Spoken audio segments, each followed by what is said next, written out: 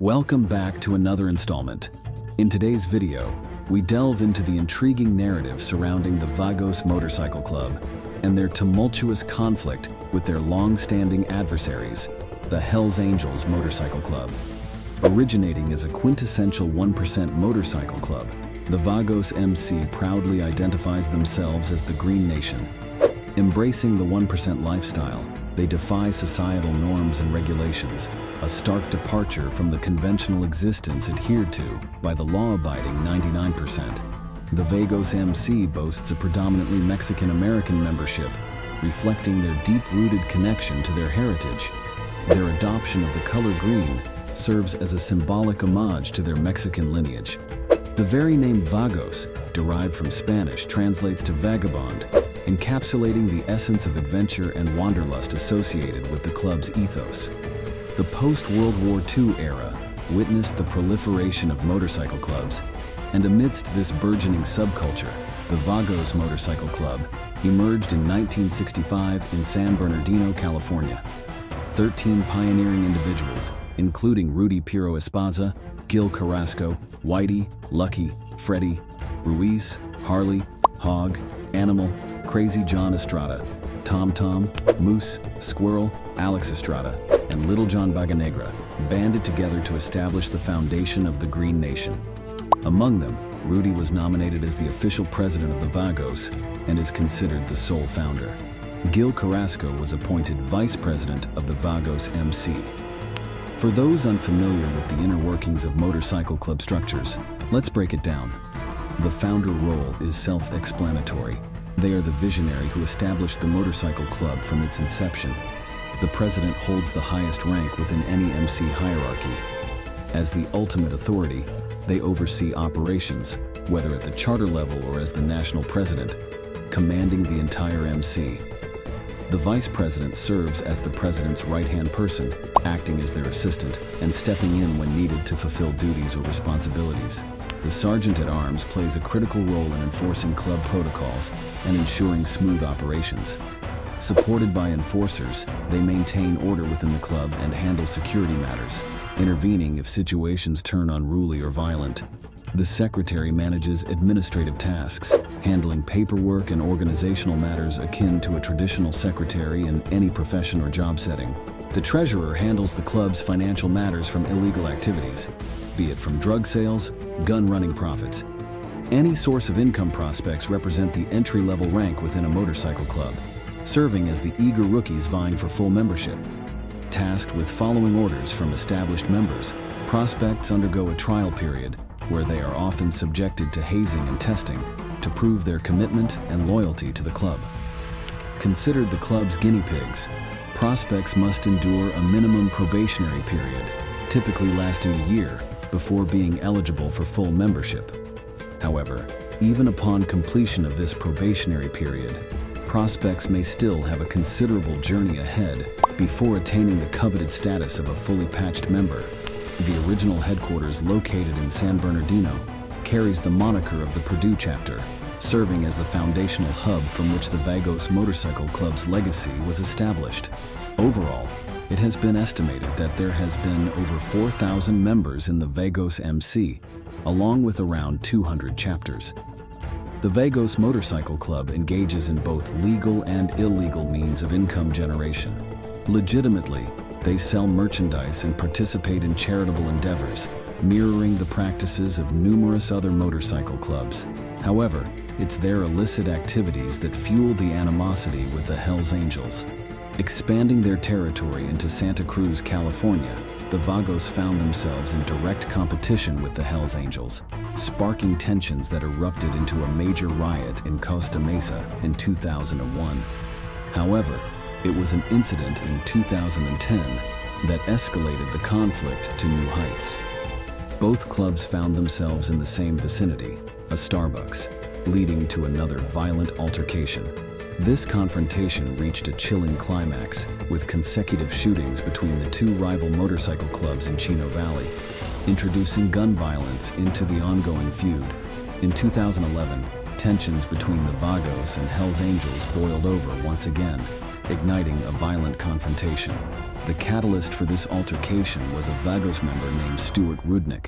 Amidst the chaos of the fight, another Vagos member, Ernesto Manuel Gonzalez, fatally shot Jethro Pettigrew, a member of the Hells Angels. Additionally, two Vagos members, Diego Garcia and Leonard Ramirez, sustained gunshot wounds but fortunately survived. Following the incident, Cesar Villagrana, the president of the Hells Angels San Jose chapter, faced legal repercussions. He was charged with battery with a deadly weapon and one count of provoking a fight with a deadly weapon. As a result of these charges, Villagrana received a sentence of 12.5 years in prison for his role in shooting the two Vagos members. This tragic event further exacerbated the already intense rivalry between the two motorcycle clubs. Rudnick initially faced charges as a co-conspirator in the fatal altercation, but later opted to plead guilty to reduced charges. Subsequently, he provided pivotal testimony against Gonzalez during the trial. Despite Rudnick's guilty plea preceding Gonzalez's trial, his sentencing was deferred until after he testified against Gonzalez. During the trial, Rudnick's testimony shed light on a clandestine meeting he and Gonzalez had with the president of the international chapter of the Vagos prior to the fatal altercation. According to Rudnick's testimony, the president allegedly sanctioned a green light on Pettigrew, signifying an order for his assassination. Gonzalez purportedly affirmed his intention to carry out the killing. However, no corroborating witnesses came forward to confirm the existence of this conspiracy to murder Pettigrew. Gary Stuart Rudnick, known by his alias Jabbers, was ultimately sentenced to 7 years in prison for his involvement. Meanwhile, Ernesto Manuel Gonzalez of the Vagos Motorcycle Club received a life sentence for the murder of Jethro Pettigrew, a member of the Hells Angels. Tragically, the cycle of violence persisted, as on the night of April 23, 2022, at the Marcus Lounge on 1036 West Tylan Avenue in San Bernardino, California, another fatal altercation occurred. James Vincent Dixon, a member of the Hells Angels, was fatally shot by members of the Vagos Motorcycle Club, further perpetuating the long-standing feud between the two rival factions. 4 other people were injured in the shooting as well. Just 1 month later, during Memorial Day weekend on a Nevada freeway, a group of Vagos members embarked on the Flags Over Dam ride, commencing their journey from Boulder City and heading towards the Veterans Memorial Cemetery.